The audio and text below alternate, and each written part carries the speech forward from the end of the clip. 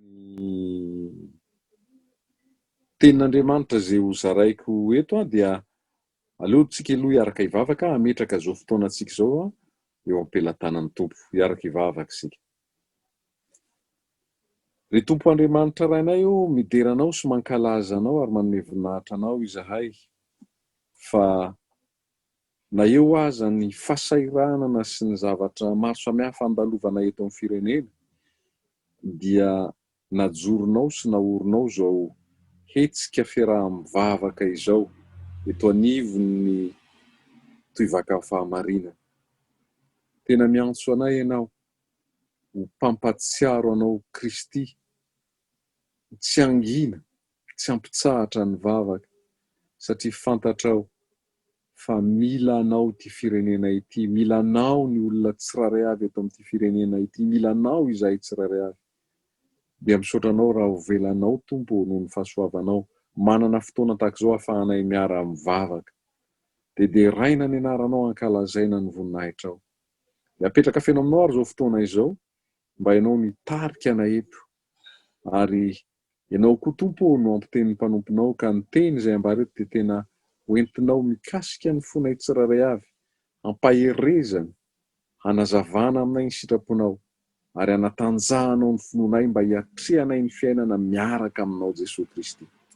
Dia misaotra anao izay Andriamanitra, ametraka eo am-pelantananao ny namana rehetra izay mbola mikasa ny hiditra mba ianao no hanampy an'izy ireo ho tafiditra soamantsara, tsy hanana olana amin'izao tambazotra ifampiserana izao. Dia amin'ny anaranao Jesosy Kristy Tompo, Zanak'Andriamanitra velona ilay efa tia anay ka nanolotra anay ianao hamonjy anay teo amin'ny hazo fijaliana, maty ka nalevina ary nitsangana tamin'ny maty velona indray no anaovana izao vavaka izao. Misaotra Tompo. Amen. Ny vavaka moa zany dia vavaky ny toivakan'ny fahamarinana izay nasiana nitondra ny anarana hoe ry mpampatsiaro an'i Kristy aza mangina. Raha tsaroantsika tsara raha ny soratra anarany sika tamin'ny hoe hiditra mpikambana tao amin'ny toivakan'ny fahamarinana dia misy an'ilay karatra anankiray mavomavo tahaka an'ity izay nasiana hoe mitazontsika any amintsika any rehefa mifenoantsika. Natao izy ity mba hampatsiarovana antsika mandrakariva fa mpikambana ao anatin'ny fikambanana antsika, izany hoe ny tena marina dia nantsoiny ny Tompo mba hanao an'ilay hetsika hiarahana sy hiombonana amin'izao fiarahana izao. Ary raha tsaroantsika tsara ny zavatra voasoratra ao, ny voalohany indrindra amin'ny fanekena izay ataontsika mampikambana ny toivakan'ny fahamarinana antsika dia ny hoe hifona ho an'ny firenena mba hanasitrana ny Tompo azy. Izay ny voalohany indrindra amin'ny fanekena ataontsika, hifona ho an'ny firenena mba hanasitrana ny Tompo azy. Ny antony dia satria fantatsika tsara fa ny teny ao amin'ny tantara faharoa toko fahafito ka ny 440 no anisan'ny antsoin'ny Tompo ny toivakan'ny fahamarinana iorenana izao hetsika izao. Lay voasoratra hoe raha ny oloko lay antsoina amin'ny anarako, ny olon'Andriamanitra izany ny kristianina no ho avy hanety tena hivavaka, hitady ny tavan'Andriamanitra, hiala amin'ny ratsy fanaony, dia hiaino azy any an-danitra, hamela ny helony aho ny Tompo ary hasitrana ny taniny aho. Ilay fanasitranan'Andriamanitra ny tany zany tsy hoe zavatra iritsika fotsiny na zavatra etaetantsika fotsiny fa tena zavatra sady tian'Andriamanitra atao no hain'Andriamanitra atao. Noho izany indrindra ny mahatonga antsika manao izay azontsika atao rehetra mba hahatonga ny fanasitranana ny tanitsika ho zavatra tena misy sy zavatra ho hitantsika hivelomantsika eto. Ary ny teny izay raisina mifanaraka amin'io fanekena voalohany atao io dia ny teny ao amin'ny Isaia 2:20, ny 7 sy ny 9. Ny Isaia 2:20, ny 7 sy ny 9. Dia izao no voasoratra ao amin'io teny ao amin'ny Isaia io. Amin'ny anaran'i Jesosy, efa nanendrim-piambina ho eny ambonin'ny mandanao aho ry Jerosalemo, ka mandrakariva na andro na alina dia tsy mahazo mangina ireny.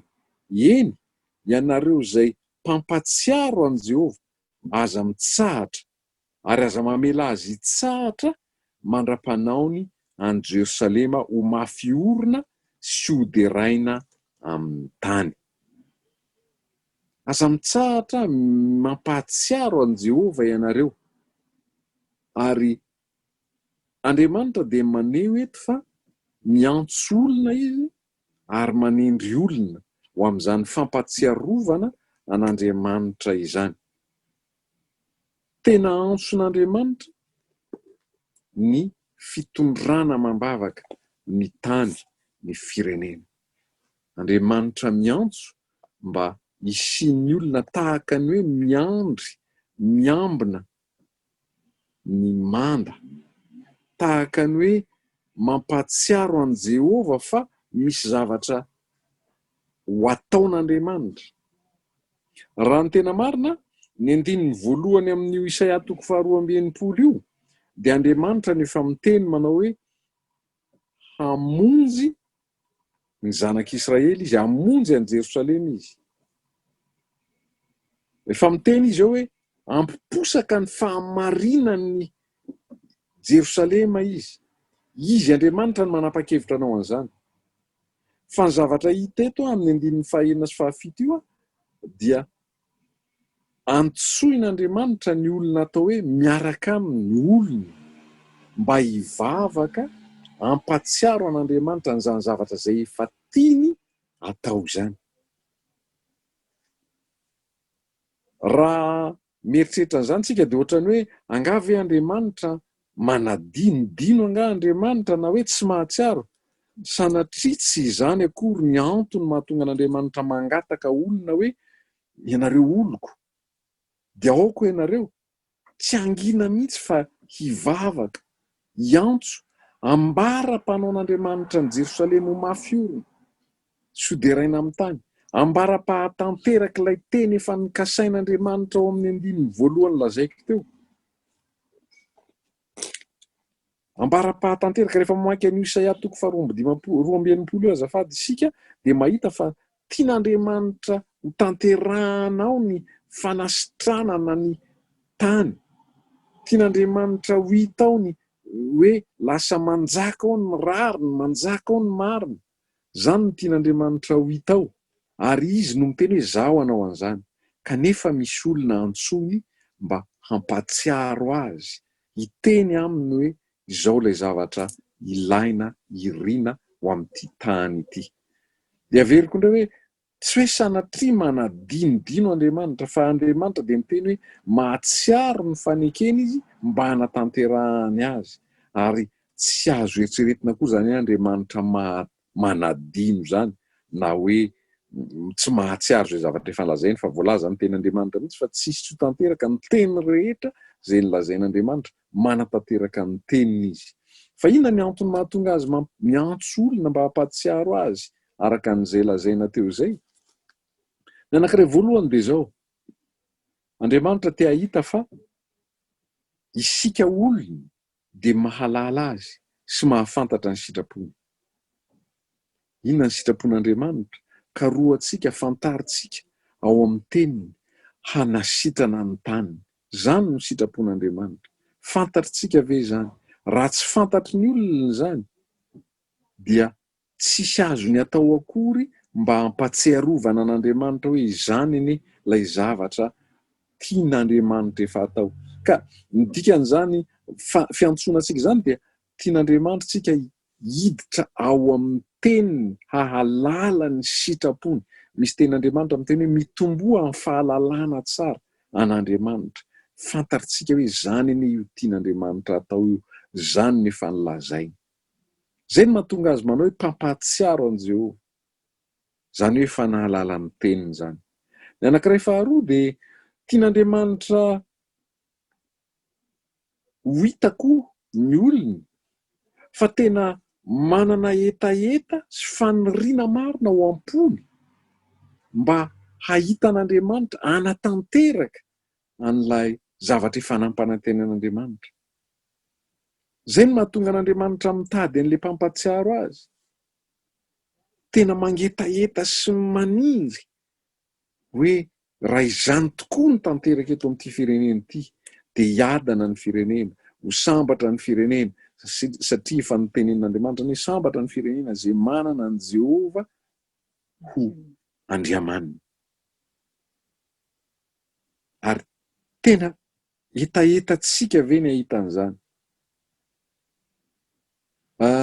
Ngamba ohatrany hoe iteny ngambany hoe aiza kosa dia tsy angetaetany hoe mba izany ny eo amin'ny firenena. Tsy voatery izany ka misy olona tena tsy tia ny hanjakan'Andriamanitra eo amin'ny firenena anankiray, satria rehefa ratsy ny asan'ny olona dia tsy tiany akory ny siny mazava, tsy tiany ny hanazavan'Andriamanitra azy. Tonga teo amin'izao tontolo izao ny mazava, kanefa izao tontolo izao tsy nandray ny mazava satria ratsy ny asany, ka tsy tiany ho voatsilotsilo na ho voazava eo hoe tsy mety zany atao zany.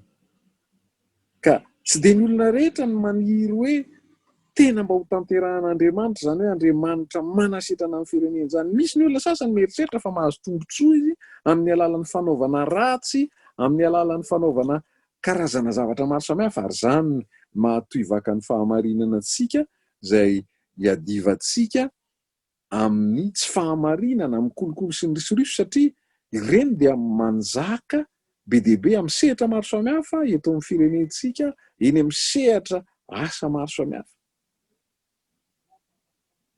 Dia misy amin'ireny ny tsy manana etaeta akory mba hoe hanjaka eto Andriamanitra. Ka mampatsiaro an'Andriamanitra tsika satria mangetaeta hoe tanterao Andriamanitra ny teny fikasanao ho an'ity firenena ity. Zay ny faharoa. Fa ny fahatelo koa, mahatonga an'Andriamanitra miantso olona mba ho mpampatsiaro azy ary asian'Andriamanitra tsy mitsahatra ireo, tsy mangina ireo na andro na alina. Zany hoe raha ny fotoana ny jerena dia amin'ny fotoana maharitra, amin'ny fotoana mitohy no mataon'Andriamanitra isiny, zany hoe mpampatsiaro an'Andriamanitra, zany hoe ny tena marina mpivavaka, mpitondra mambavaka, mpanohana mambavaka, mpangataka ny amin'Andriamanitra ho an'ny firenena na ho an'ny vahoaka. Ny fahatelo dia ny hoe tian'Andriamanitra ho hita hoe efa vonona ve handray lay asa ho ataon'Andriamanitra lay olona.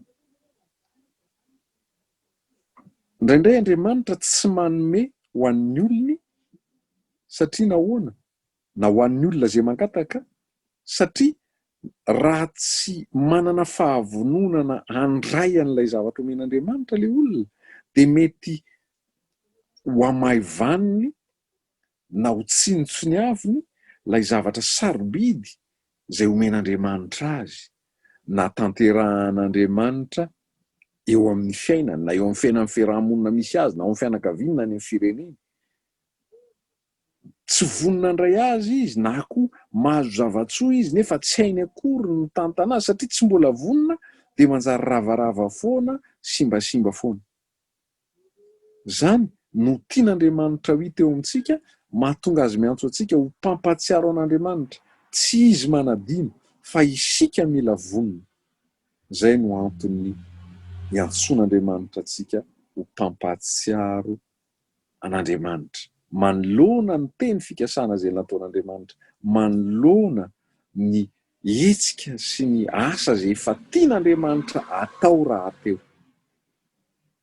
Izay ten'Andriamanitra izay no tiana honzaraina amintsika rehetra alohan'ny hidirantsika amin'ny fitondrana mambavaka ireo antombavaka izay ho aseho amintsika rehetra eo rehefa avy eo. Dia ny Tompo ani hampahery antsika tsiraray avy, ary ny ositra sy ny antso izay ataon'ny tompo amintsika mba ho mpitondra mambavaka ny firenena araka ny atao hoe mila mifona ho an'ny firenentsika ambara-pahitantsika ny firenena ho sitran'Andriamanitra ho amafisiny sy ampitoeriny mafy ao anatin'ny fiainantsika tsiraray avy eny. Dia ho azy Andriamanitra irery ny voninahitra ary ho amintsika kosa ny fampaherezana amin'ny fiasan'ny tompo amin'ny fanosorana sy ny fiantsoana antsika izany. Amen. Mbola araka ivavaka isika. Misaotra ray aho no miteny izay nomenao anay teo, mankasitraka anao izay fa ianao Andriamanitra ilay tompony tompo sy mpanjakan'ny mpanjaka no tianay ka miantso anay mba ho olona mpampatsiaro anao amin'ny alalan'ny vavaka, mba olona tena mangetaeta ny iasanao eto amin'ity firenena ity ho anay rehetra asitrana ny taninay. Tompo, zinona moa izay no mba ho antsoinao tahaka izany kanefa dia nifidy anay ianao mba ho mpitondra mambavaka ny firenena. Io ianao hoe aza mangina mandra-panaonao ny taninay ho sambatra araka izay teninao hoe sambatra ny firenena manana anao Jehovah ho Andriamanitra. Tompo, mampaherezo izahay ary tahiony ny tsiraray avy mba tena samy ho vonona hirotsaka ny sehatra amin'izany hoe antso ny antsonao anay tsiraray avy izany sy anay miaraka koa. Dia misaotra anao Andriamanitra, ho anao ny dera, ny laza, ny voninahitra sy ny haja rehetra amin'ny anaran'i Jesosy Tompo. Amen.